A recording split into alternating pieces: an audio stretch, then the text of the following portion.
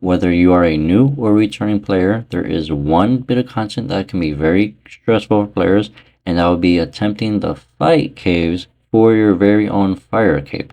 This is because players will need to survive 62 waves in one go. Whatever you bring with you, it will have to last all the waves.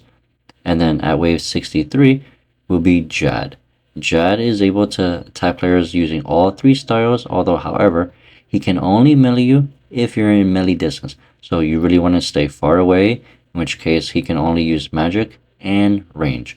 You will have to pray accordingly, because if you do miss and you get hit by him, he does have the potential of one-hitting the player, so you really have to focus. There are a total of 5 monsters throughout the whole 63 waves, and the very first one will have to be the Bat. He does drain your prayer every time he attacks you, even if he does miss. Then you have Ket. This one's pretty dangerous, and that's because he splits into 2 little monsters, so he can be quite annoying. However, the next one, Zil, he ranges you all the way from across the map. Even if you don't see him, he will attack you. Then you have Kot, in which case he is the healer. He can heal himself and nearby monsters. Then you have Zek. He attacks players with magic, and he does have very high accuracy. And lastly, for wave 63 specifically, you have healers. These heal themselves and Jad, so you have to focus on those for defeating Jad. I will be showing 3 different methods on how to smuggle items within the fight caves, the fight kiln, and Zuck. Also, as a little side note, this does work at any other boss that you're able to light fires. For this very first method, I'll be showing you the sack of onions that can hold 10, and of course bring the 10 fried onions, in which case they do heal 1050. And before anything, you want to go to settings, interfaces, inventory, scroll all the way down and hit option 2 to uncheckmark destroying bowls when eating. You can also just search that in settings. So let's say wherever you're PVMing and you have these empty bowls, you're like, okay, let's remove these onions, which heal 200 health. When you add them to the bowl, it's pretty easy. And wait a minute, it only heals 200 health, but you're thinking, what difference does that make? The next step is very important, and that is you will want to light a fire. And then in certain areas, you cannot light fire on emblems, flowers, little baby trees, pebbles, so just make sure you have some open clearance.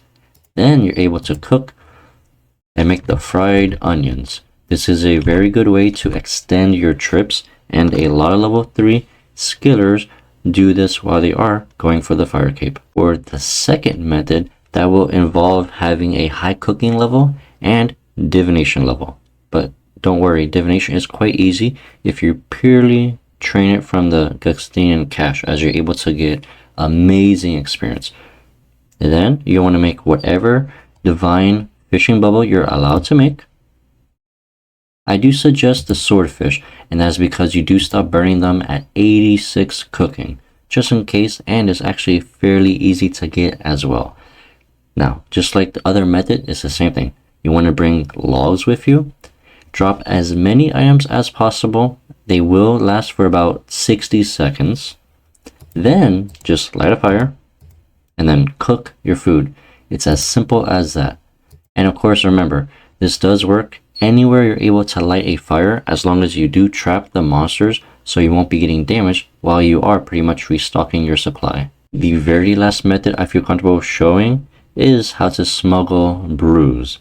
This does require more pieces of the master farmer outfit, and that's because when you right click receive items, you will get, instead of 2, you'll get 4 bird's nests, in which case you want to search them all, then of course grind it, bring your gem bag filled with the grimy toe flax, right click empty, and then you can clean them. The only problem I have with this method is that it requires 3 slots and you only get 4 brews back.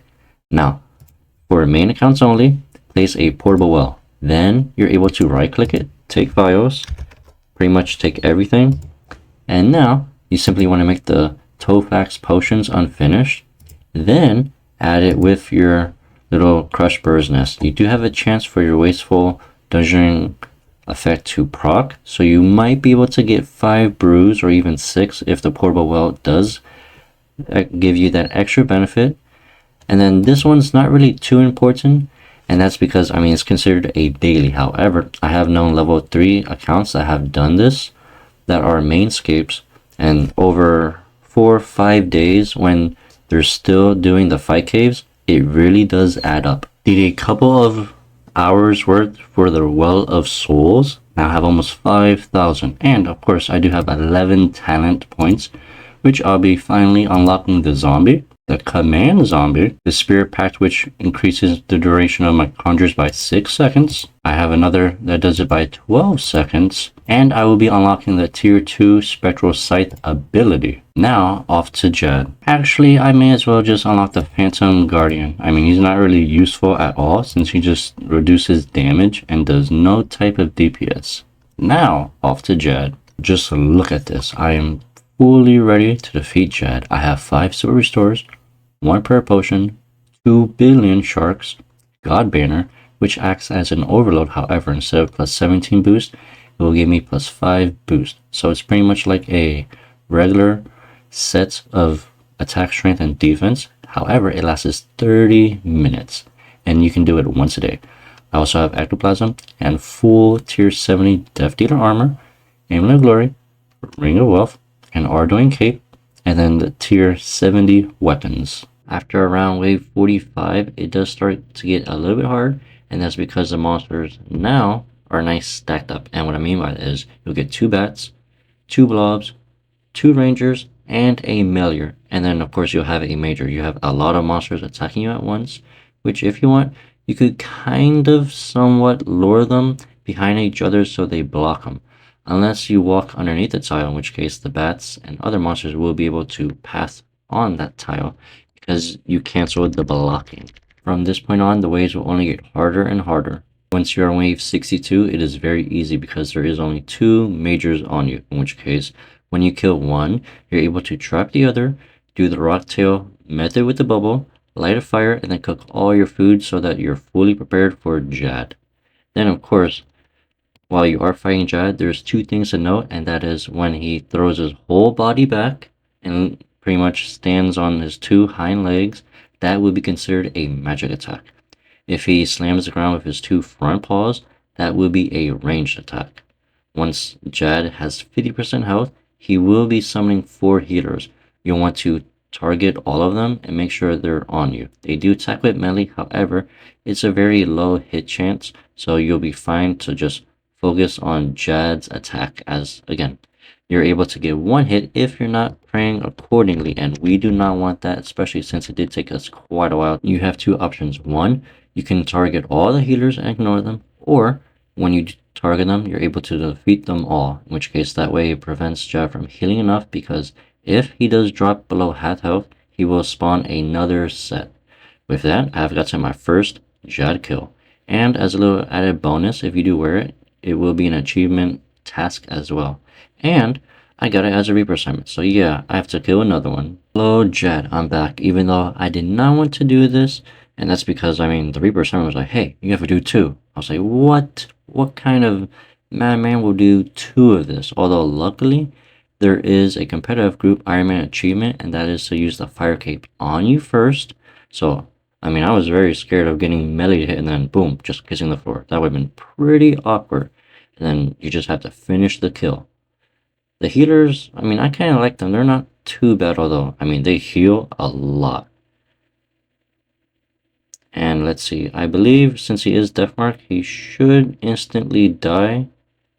Yep, there we go. I've completed the Journey Task 7, which requires players to use the Fire Cape on Texahad Jad.